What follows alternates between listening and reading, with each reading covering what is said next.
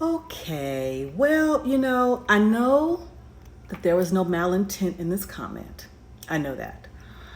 Um, but what I find distressing is that instead of us taking in the commentary, the observations, or the life experiences based on, whether it be personal or other people's testament to their lives, and there's an assessment made of it, instead of us taking it in and finding the possible credence and the validity in what is expressed, we have such statements as this. Sometimes it's not the mom keeping the kids from the dad. The dad has said he wants nothing to do. We know that. But that has nothing to do with the video I just commented on. And I think at one part of my video, I said, like fathers do, like fathers are absent. So we know that happens. But it's like, don't focus on this because I want you to look at this over there. Even though this over there is not what I'm talking about. That is very true. Because as is indicated in the documentary, if you have a chance to go watch it, the man that he believed to be his father, and I think I said that in the video also, that he believed to be his father, wanted nothing to do with him. That's why he said the man that he had hated for all those years, it was displaced. Because apparently the man he thought was his father wanted nothing to do with him. I think until we get to a point that we can accept the criticism without pointing to someone else's fault or shortcomings, it's never going to be right. It's never going to be right. It is never going to be right. And as sad as it is to say, and as sad as it is to believe, we got some deadbeat mamas. And she is an example of one.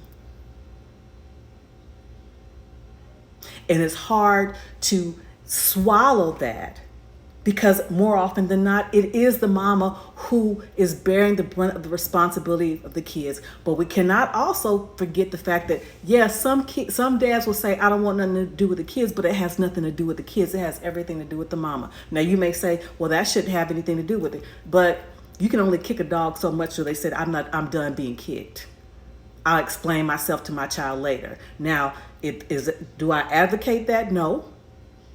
I think it's a coward's way out, but I'm telling you what happens. It happens.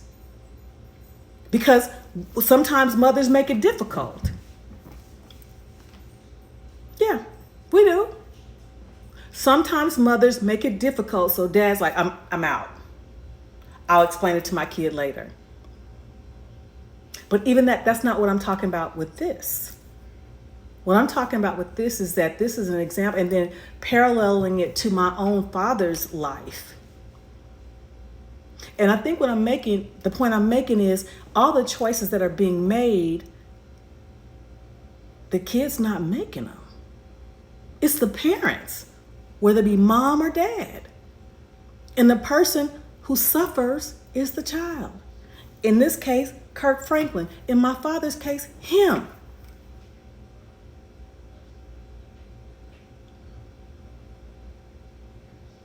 So, I think it's a source of frustration, not necessarily with you, but I just use your comment to illustrate how, again, we don't focus on what is. We have to point with this over there. Yeah, well, what about this? Or what about that? I'm not talking about that at the moment. It doesn't mean it doesn't exist, but it means I'm not talking about that at the moment. And I'm sorry, ladies, we're not infallible. We're not. Does it obfuscate the men in our lives that have let us down? No, it doesn't. But let's keep it 1,000. Sometimes it's us. And like in this case, it was her. In this case, it was my grandmother. For whatever it is, their choice was selfish. And because of those choices, their child was left with a gaping hole. My father still has a hole. He doesn't know, if he has siblings or not. He knows nothing about his father's people. Nothing. Other than that, they were from Texas. That's it.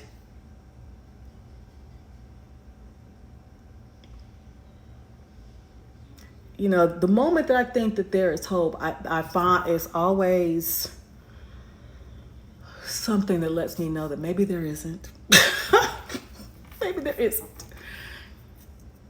Because to accept one's fault is not to say that someone else is blameless.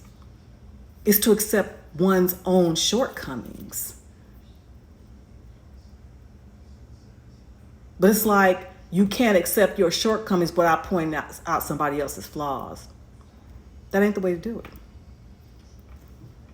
And I translate a lot of it, or it correlates a lot into the workforce. Again, I see it.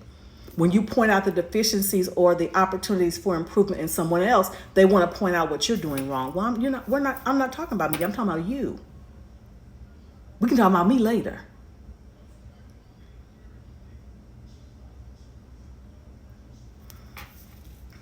And the truth of the matter is, the burden is on mothers, and it should be. Why? We carry them in our bodies for 10 months. That connection alone should make us feel connected to want to safeguard our child before ourselves. And for some women, it doesn't. So I appreciate your comment, but again, I think it's a diversion or deflection.